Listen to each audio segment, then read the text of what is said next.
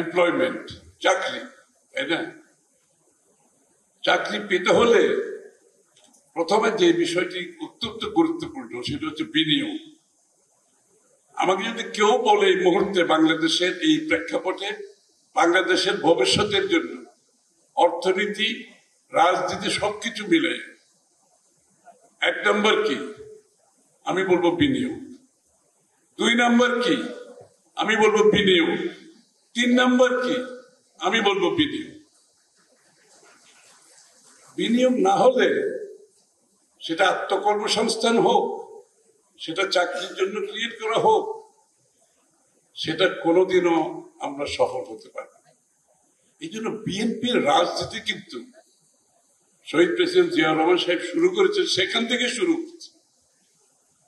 মুক্ত বাজার অর্থনীতি সকলের জন্য, অর্থনীতিতে আমি যেটা আগে বলেছি গণতন্ত্রায়ন, ডেমোক্রেটাইজেশন অফ ইকোনমি, যেভাবে আমরা রাজনীতিতে গণতন্ত্রের কথা বলে থাকি, অত্যন্ত গুরুত্বপূর্ণ।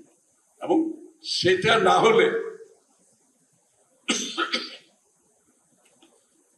বাংলাদেশে বিনিয়োগ আসবে। আপনি তাহলে বিনিয়োগ আসতে হলে দেশের ভিতরে বিনিয়োগ, দেশের বাইরে থেকে বিনিয়োগ আনতে হলে যেটা প্রথম দরকার রাজনৈতিক স্থিতিশীলতা, পলিটিক্যাল স্টেবিলিটি 1 নম্বর পয়েন্ট। পলিটিক্যাল স্টেবিলিটি কখন হয় একটা দেশে? একটি নির্বাচিত জনগণের ভোটে, আমাদের সংবিধান যেটা বলে জনগণের সরাসরি ভোটে একটি নির্বাচিত সরকার থাকলে,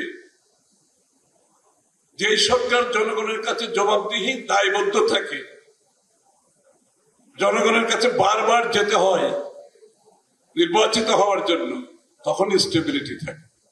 আজকে বাংলাদেশে সে অবস্থা আছে।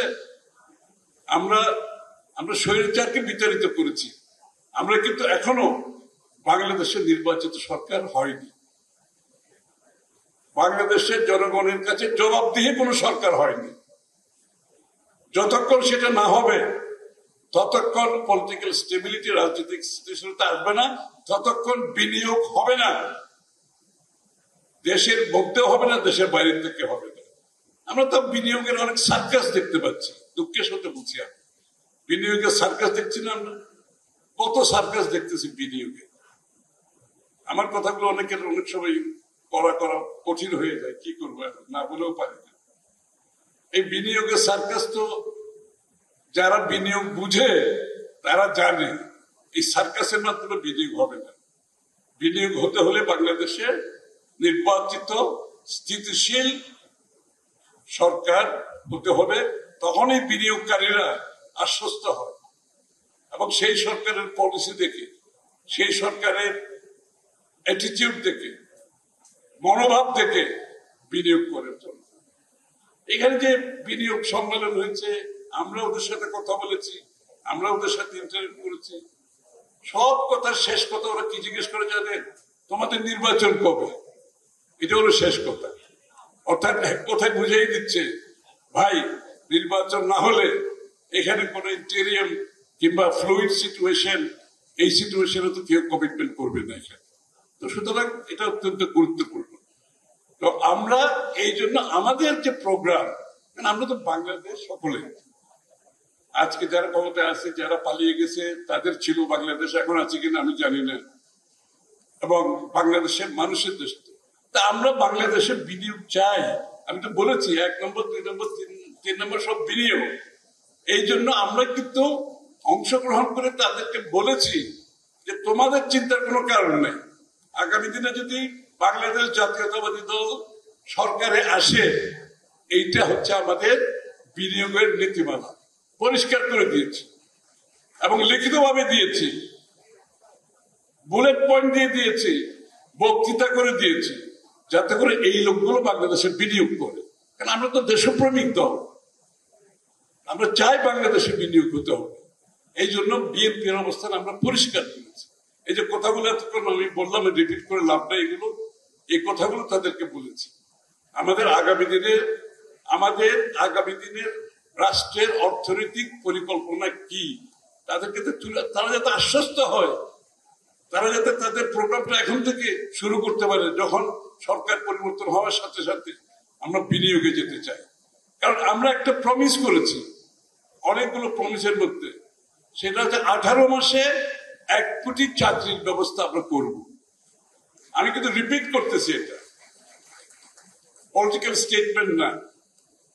18 মাসে 1 কোটি চাকরি। এখানে যারা বিজ্ঞ, আমাদের ফাহিম খুব সুন্দর করে বলেছে কতগুলো জব, কত লক্ষ জব কোথায় কোথায় হবে, আরো একজন বলেছে কোথায় কোথায় হবে। আমরা হিসাব করেছি, এবং এটাকে যদি আমরা আমাদের লিবারালাইজেশন করতে পারি, ডিরেগুলেশন করতে পারি, কারণ নিয়ন্ত্রণে লাভবান হয় যারা দুর্নীতিবাজ। এই জন্য এই দেশটাকে নিয়ন্ত্রণ মুক্ত করে দিতে হবে। ওই যে একটা আইটি রিলেটেড ব্যবসাতে কত লক্ষ লোকের চাকরি ফাইন, সেটা বলে গেছে, আমি ফিগারে যাচ্ছি। আমাদের ম্যানুফ্যাকচারিং কত হবে, আমাদের আত্মকর্মসংস্থানে কত হবে, আমাদের বিদেশে কত লোক যাবে, স্কিল কত লোক যাবে, আনস্কিল কত যাবে, সবকিছু হিসাব কিতাব করে আমরা 1 কোটি লোকের কর্মসংস্থানের কথা বলেছি 18 মাসের মধ্যে। ইনশাআল্লাহ আমরা যে প্রোগ্রাম নিয়েছি, এই তরুণ সমাজ আপনাদেরকে সকলকে নিয়ে আগামীর বাংলাদেশে সেটা সফলভাবে বাস্তবায়ন করতে পারবো। এই জন্য সবাইকে এগিয়ে আসতে হবে, কর্মক্ষম হতে হবে, এবং দেশকে ভালোবেসে, দেশের স্থিতিশীল অবস্থা রেখে একটি গণতান্ত্রিক প্রক্রিয়ার মাধ্যমে আমাদের সেই ব্যবস্থা করতে হবে। ওই যে আরেকটা কথা সবসময় উনি নতুন বন্দোবস্তের কথা শুনি সবসময়, জাহিদ ভাই এগুলো আমার থেকে ভালো করতে পারবে। নতুন বন্দোবস্তের জন্য তো 31 দফা দেওয়া হয়েছে, নতুন বন্দোবস্তের জন্য তো 20-30 দেওয়া হয়েছে। তারপরে যদি কারো মাথায় না ঢুকে, কেউ যদি ঢুকাইতে না চায়, কেউ যদি জেগে ঘুমাতে চায়, তার কিছু করার নেই। ওই নতুন বন্দোবস্তের জন্য 31 দফা। সুতরাং আমরা 31 দফা বাস্তবায়ন করে নতুন বন্দোবস্ত বাংলাদেশে করবো ইনশাআল্লাহ।